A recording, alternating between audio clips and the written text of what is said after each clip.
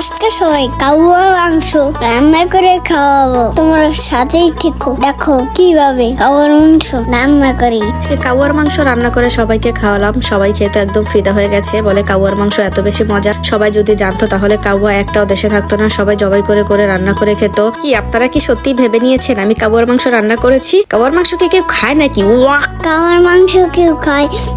ডাগর মাংসটা, ডাগর মাংস খাইতে মজা জমের। এটা খেলে শরীরে রক্ত হয়, গাই একটু ভালো যায় না।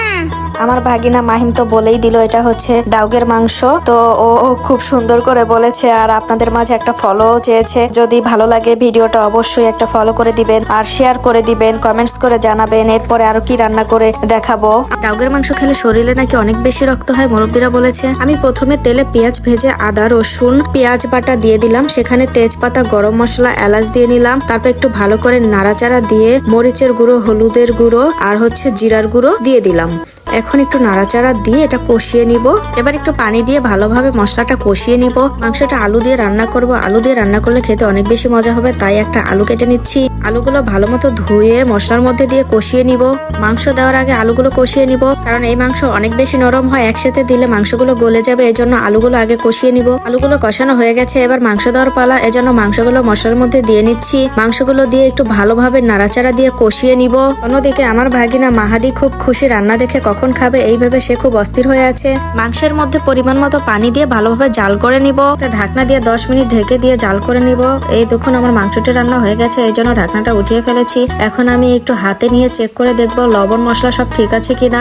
সবকিছু একদম পারফেক্ট আছে এবং অনেক বেশি একটা সুন্দর ফ্লেভার চলে এসেছে। এখন আমি একটা পাত্রের মধ্যে মাংসগুলো ঢেলে নিব। দেখুন দেখতে কত সুন্দর টুকটুকা কালার হয়েছে, খেতে তো আরো বেশি মজা হয়েছে। এটা এমন একটা মাংস সব জায়গায় পাওয়া যায় না, খুব ভাগ্যের জোরে এটা ওই দিন ধরে ফেলেছে, তাই খেয়েছিলাম। তো দেখুন এখন আব্দুল্লাহকে আমি খাবার সার্ভ করে দিচ্ছি, ওকে ভাতের সাথে মাংসগুলো দিচ্ছি, ও খেয়ে টেস্ট করে দেখাবে কেমন হয়েছে। আব্দুল্লাহ তুমি একা একা খাওয়াইলো, আমার একটু দিলাম। অন্যদিকে মাহিমের অনেক অভিযোগ, ওর আব্দুল্লাহ ভাইয়া ওকে দেয়নি, একা একা খেয়ে ফেলেছে, সেজন্য সে ভিডিওর মধ্যে আব্দুল্লাহ ভাইয়াকে অভিযোগের কথা জানিয়েছে। আব্দুল্লাহ তো খেয়ে বলছে অনেক বেশি ভালো হয়েছে, ওর জীবনের সবচেয়ে বেস্ট মাংস নাকি এটাই ছিল। ওর এক্সপ্রেশন দেখলে বুঝতে পারবেন কতটা মজা করে খাচ্ছে। আমার ভাগিনা আব্দুল্লাহ সামি রাস্তা দিয়ে হাঁটাহাঁটি করছিল, পরে দেখলো একটা কচুরি পানার উপর একটা ডাক বসে আছে। ও কি করলো, একটা ইটা নিয়ে ছুঁড়ে মারলো। ছুঁড়ে মারার পরে দেখলো ডাকটা একটু হেলে পড়েছে, দৌড়ে যেটা ধরে নিয়ে আসছে, তারপরে সেটা জবাই করলো। এখন বললো যে আন্টি আমাকে একটু মজা করে রান্না করে দাও, আমি এটা খাবো। গাই একটু ভালো যায় না।